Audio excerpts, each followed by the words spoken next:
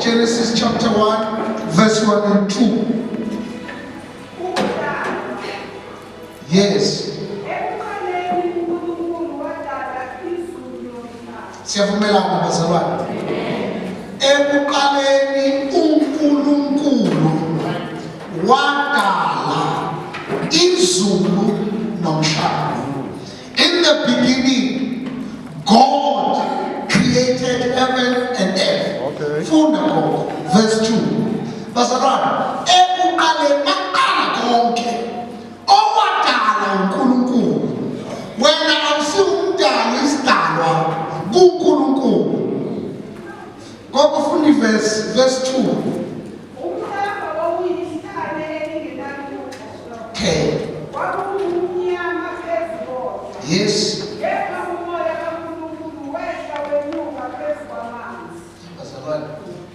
Wona ube bengize ne-game chair ngizobhala. Le ndaba ethi umoya kaNkulunkulu ne bowenzani gogo? Mawehla unyuka uyaphithizela. Akunalutho emhlabeni athi umoya kaNkulunkulu.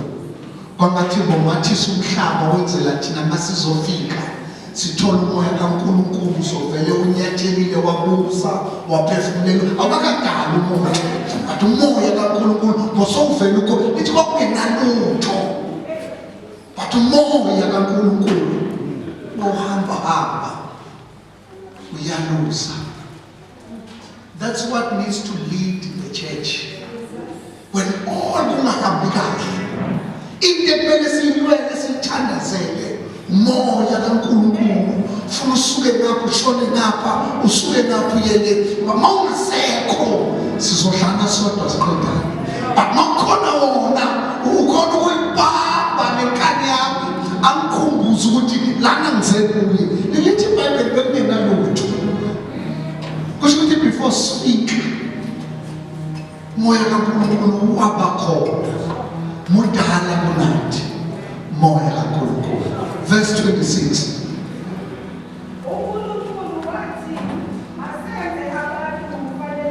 Ema ngivumele ngidlale nawe. Mama bomfunda verse 3 no 4. Before sifika la.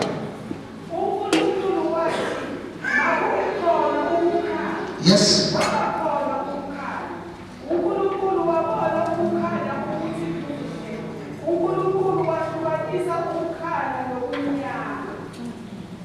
5 and 6.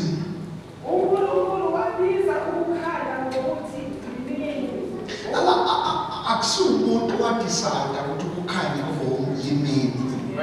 uNkulunkulu owabiza ukukhanya wathi yimini. Kusho ukuthi noma ungaba sekumnyameni okungakanani, onamandla okukhomanda ukukhanya uNkulunkulu. Not your wisdom, but God.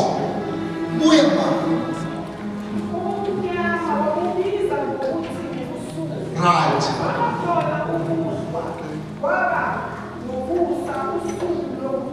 First day.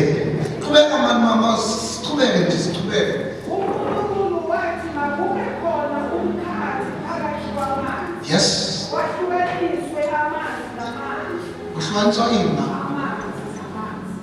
Marien's sense to Basala. So what's the understanding? Again, members, I promise you, those are trying times. Kuhlukaniswa amanzi namanzi, ne? Kwenzeka masekuhlukana amanzi ayaphi? uNkulunkulu wenza umkhathi, wahlukanisa amanzi phakathi komkhathi. Yes. Namanzi aphezu komkhathi. Kwaba njalo. Lesilungu lithini? Lakuhlukana kwayo amanzi. Silungu sikhona endlini Jesus. Jesus is wonderful. Jesus is mine. He is the one. Nikhona Sunday? He is my everything. Savior divine. He is the one that I love.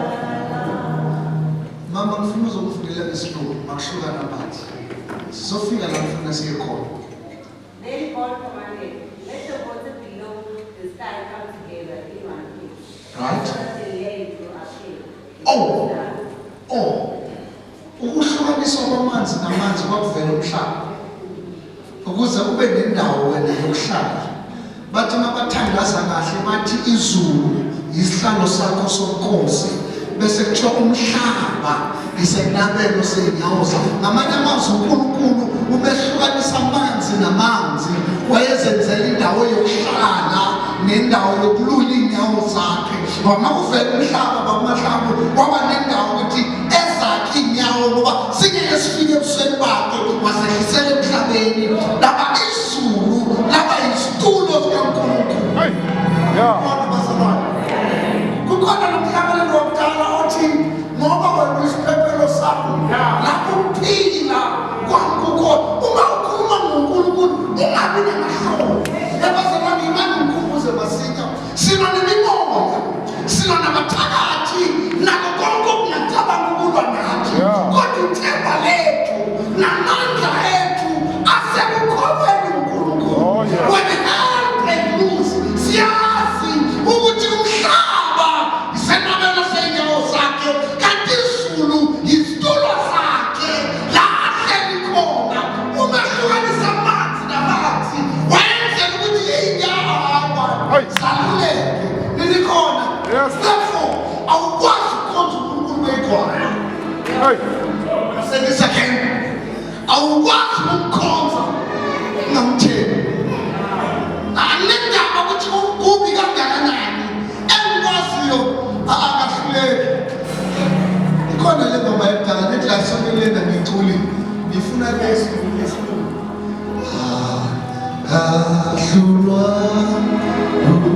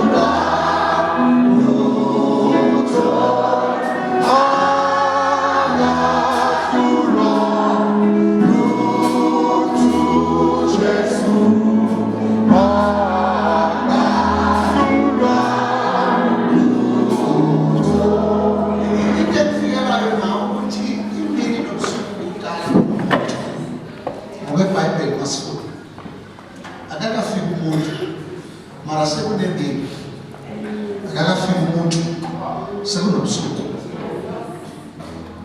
Mara imini nobusuku noma ngaba kudala akukho kudala kuNkulunkulu wethu. Wayekhona umhlaba nalabikho ukhona sasa ukhona. Verse 26 masikhulume ngomuntu. Ngifuna ukuletha lento yethu kahle la senza la. Uma size la senza verse 26. uNkulunkulu wathi asenze abantu umfanekiso wethu. Uma besikhuluma Bible scholars, they will argue bathi uma athi asenze abantu, he was referring to both male and female. They argue ngendaba yokuthi waqala ngendoda. Umedala lithi iBhayibheli isiZulu lesanithi. Can I hear isingisi? Verse 26 namhlanje ngiyabawa kusiyapha. Then God said, and now we'll make human beings. Human beings, not human being. There's an asset in it and it's okay. Kibazana nesamba right.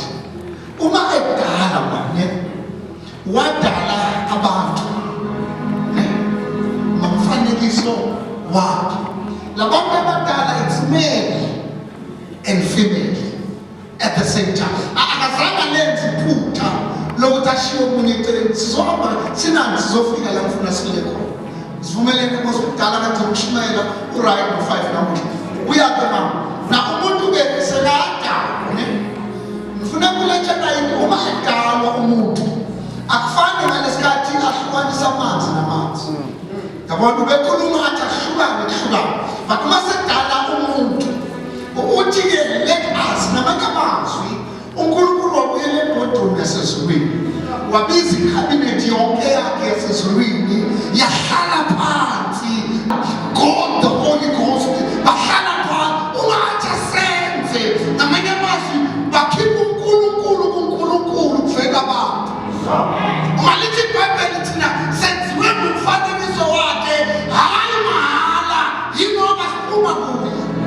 Nini right bazalwane. Therefore awukwazi ukuba useless kanti uphuma kuNkulunkulu wenziwa ngumfanekiso kaNkulunkulu. Awukwazi ukuhluleka kanti uNkulunkulu wakhe akahlulwa yilutho. You are just sitting down uthi akahlulwa yilutho. Uma ubaba ozala wena engahlulwa yilutho nawe awuhlulwa yilutho. Indaba ukuthi ukholwa kwakho usese-align nentando yakhe noma ukholwa uye akwenzayo uzokwenza.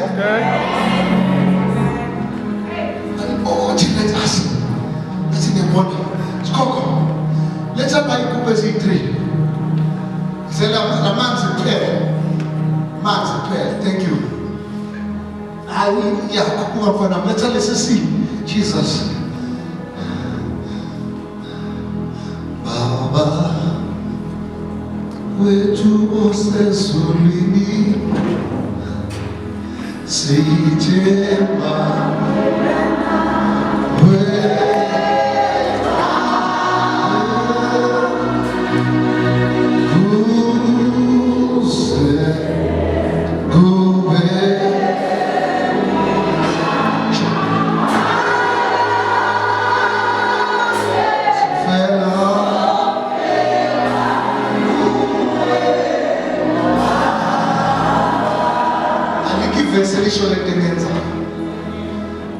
This is Clapper's version. Mcabanga ukuthi uma behleli yabona le nkukhu ziyalingana ziyafana.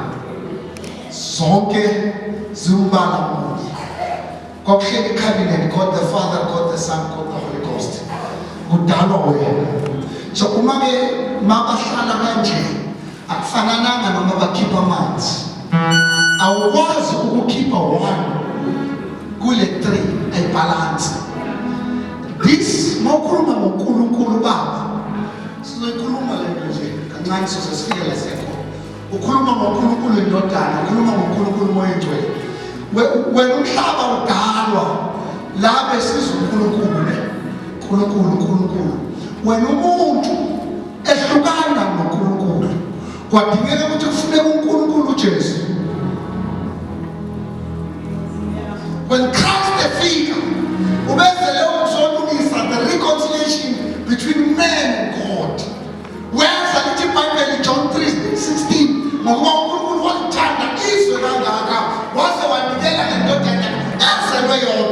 bayilona lokho amaphuphi bekwenziwa i-reconciliation because lithi iBhayibheli koko lasifunde khona ecaleni there's one mediator between man and God, the man Christ Jesus. Ungumlameli, ungumeli, uma sesilahleka endleleni uye wasifela ngokwazi ukusikhusela kuNkulunkulu. Therefore umehamba washiya noGod the Holy Spirit.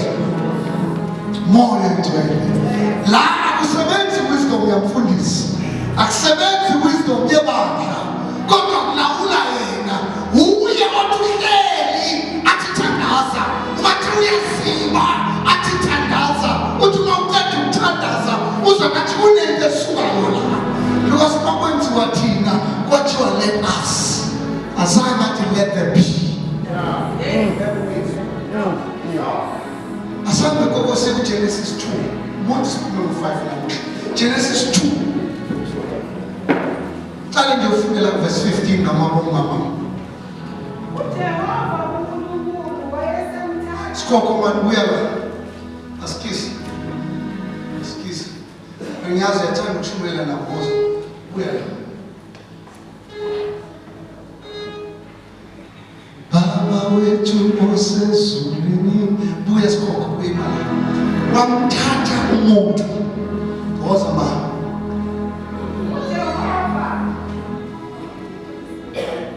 15 uJehova uNkulunkulu wayesemthatha Ufuna senze iBible study. UGenesis 1:26 bamahlangu uthi masenze abantu. Namahlangu uthela ithi human beings la gogo lithi abantu ne.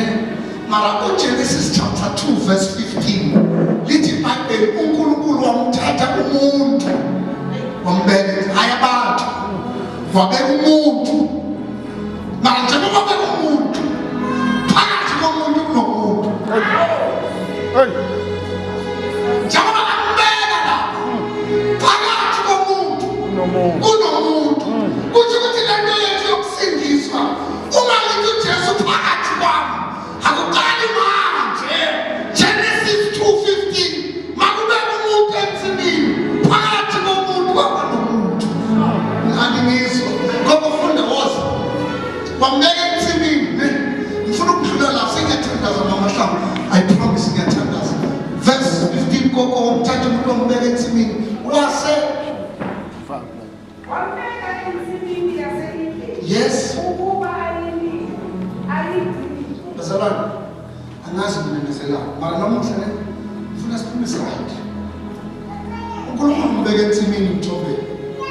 Mayecela umnikeze responsibility, not ownership. Okay. Uthi ayilime, ayigcine, angione. Umuntu wabekwa ensimini to tilt the garden, but not to own it. Alikho ivesi elithi uNkulunkulu wamupha umuntu insimi. Right. Sithandaza uJehova wambeka umuntu ensimini ukuba ayilime ayigcine. Lento iphela kulento ethi fundisi nomusa umuntu nomuntu la mhlabeni une-responsibility, okay, not responsibility, an assignment anikezwe. Ufike wanikezwe assignment. That's why Jeremiah athi before you were born I knew you. Njengoba kuletha la emhlabeni uqala ukwazi. Bangathi mangalela abakini bangajabulela bathi kwaze bababovana kwaze kwabachabi bathi ngiqala ukubona manje mina ungakabi khona ngiyakwazi. Kusho ukuthi sonke la endlini njengoba sine-assignment insimu nensimu bekuyo une-responsibility yokuyigcina bese uyayilima. Njengoba kwakuwa kaNzimande, it was not by mistake ukuthi wena uba uNzimande. Kule nsimu yakaNzimande yilime yigcine. Don't you ukhonza nathi la, you're not here to add numbers, but you're here to contribute kule nsimu esikuyo. Kodwa ngicela ungenzele khona kahle, ungafuni ukuyi-owna le nsimu kaJehova, yilime uyigcine. Nathi sisho